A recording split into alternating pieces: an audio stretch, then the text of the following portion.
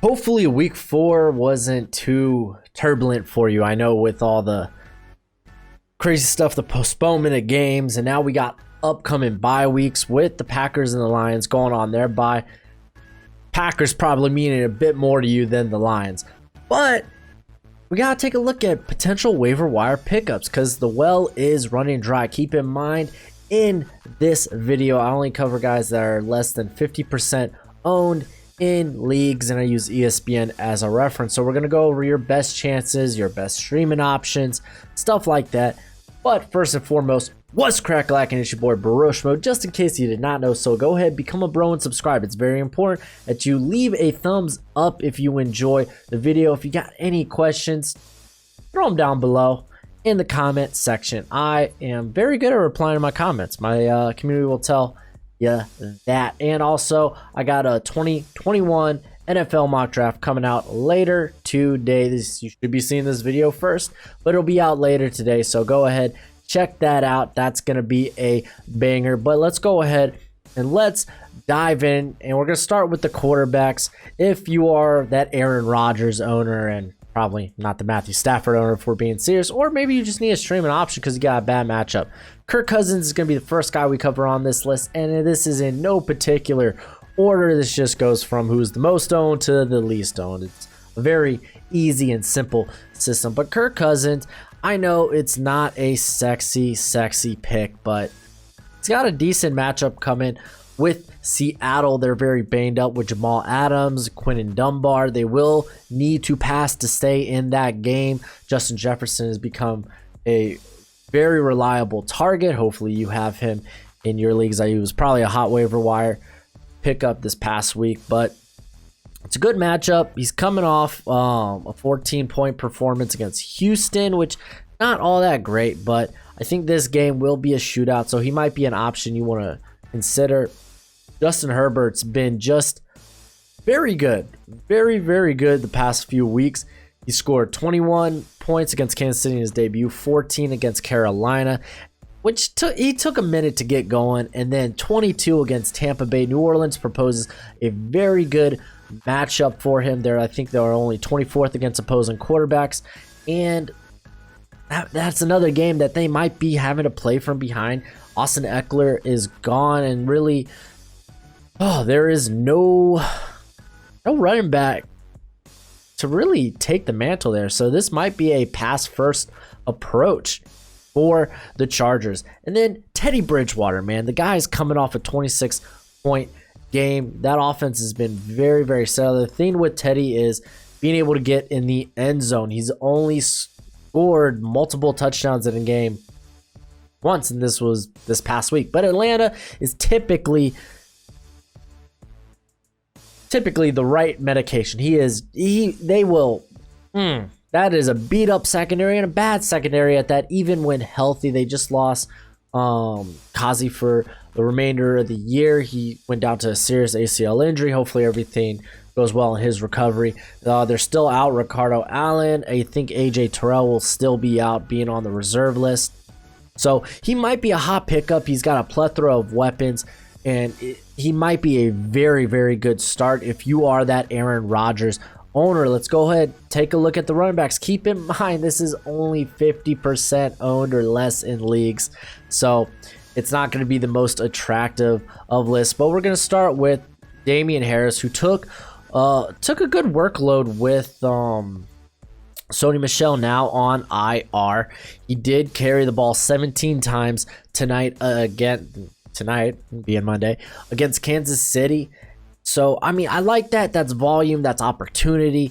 I'll take that. They got a tough matchup against Denver, who they're pretty stingy against opposing running backs, but he will probably be their bell cow when they go to run the football. So just keep that in mind. Then DJ Dallas, this is probably my lowest priority out of the 3 I got listed up here, because this really hinges on the health of Chris Carson, who's been pretty beat up this season, and Carlos Hyde, who's not as healthy as we thought he was. So if you're in those deeper leagues, he might be a good stash, and maybe even a plug and play start this week. And then Ernest Johnson, dude. Nick Chubb, he's on IR.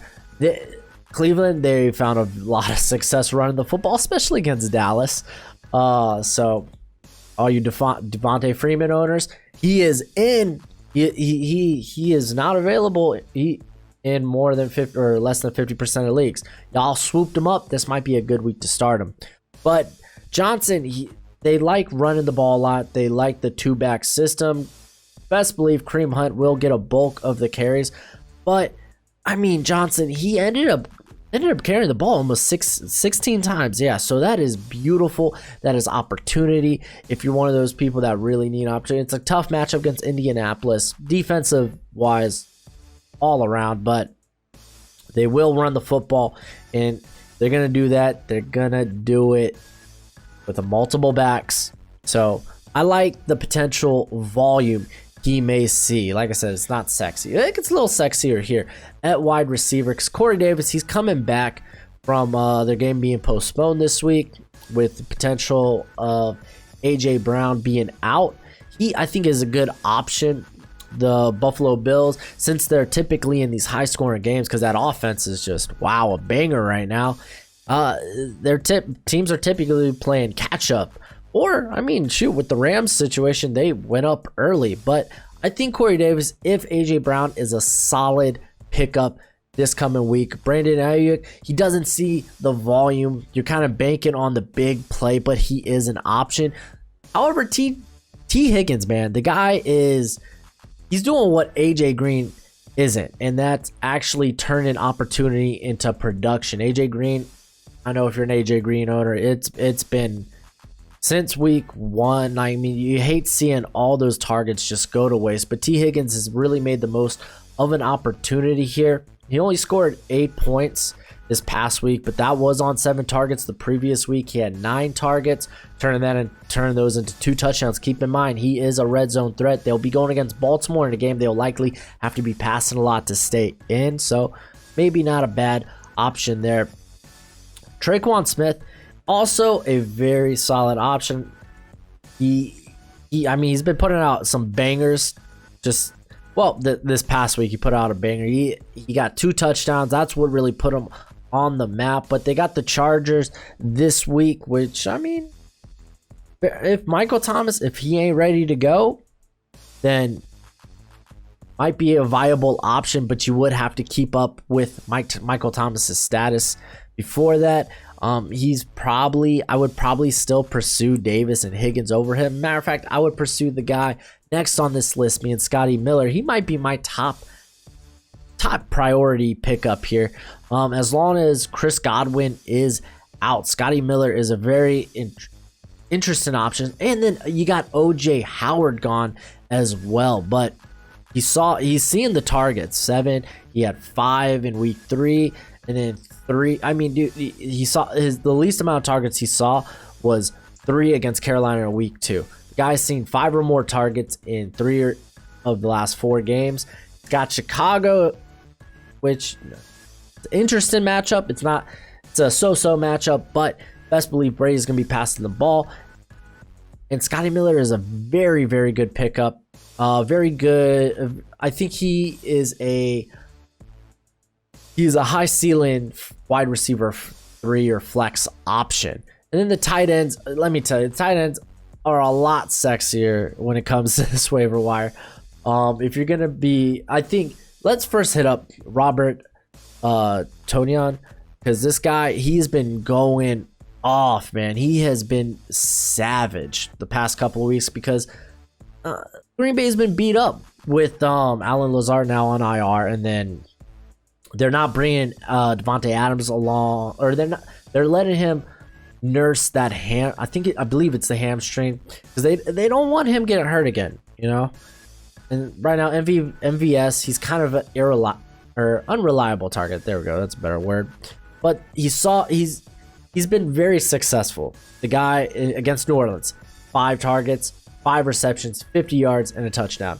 This past week against Atlanta, 6 targets, 6 receptions, 98 yards, and 3 touchdowns. I know they got the bye, but he is a guy you might just want to stash especially if you're kind of so-so on your other tight end. But yeah, I know I got him at the bottom of the list here just because he's not owned in a lot of leagues, but he is definitely probably the biggest priority on here. Or if you are looking for a guy you know will get production the rest of the year, Dalton Schultz. He's been on the list for quite some time. Dak, he loves throwing to his tight end. This guy, he's the third most targeted on the team after Amari Cooper and CeeDee Lamb. Keep in mind, Michael Gallup, he doesn't see a ton of target share, but his targets are very, they're very big play. They have high upside to him because they're targeting him deep. But Schultz, man, he's seen, like, ever since Blake Jarwin went down, so coming off week two with him as a starter, he's seen no less than 6 targets. He's been very good. He has 2 touchdowns out of the last 3 weeks. And again, you look for those guys with great opportunity. And then Eric Ebron's got a very good opportunity coming up this week against Philadelphia. Just think about what George Kittle did to that team. And I know it's Kittle, but the linebackers there aren't very good. The safety currently, I believe they have Kevon Wallace, who's been playing the safety there, or at least the kind of box safety role. He has been doing good against tight ends, at least after this last week. This was his first week as a starter. And then Jalen Mills, he kind of played the slot guy because they got a ton of injuries in that secondary. So keep that in mind. This is a very good matchup. He did see pretty good targets, especially if Deontay Johnson isn't good to go, if he's still got the concussion he's working through. He saw 7 targets the previous week against Houston, so maybe someone to look for. And then if you're just desperate, flat out desperate, Mo Alley Cox, it's the touchdown. He's touchdown dependent, unfortunately, but he has seen a touchdown the previous 2 weeks. And just keep in mind, he's only had 5 targets the last 2 weeks, so you are really banking on the touchdown. But another guy I should mention, if you end up maybe in those deeper leagues, but a guy I'd throw on the list, like I said, this is a pure desperation play. But that's it for the video. Go ahead, do the YouTube thing. It's always much appreciated, much obliged. And as always, till next time, you be easy, my friends. Later.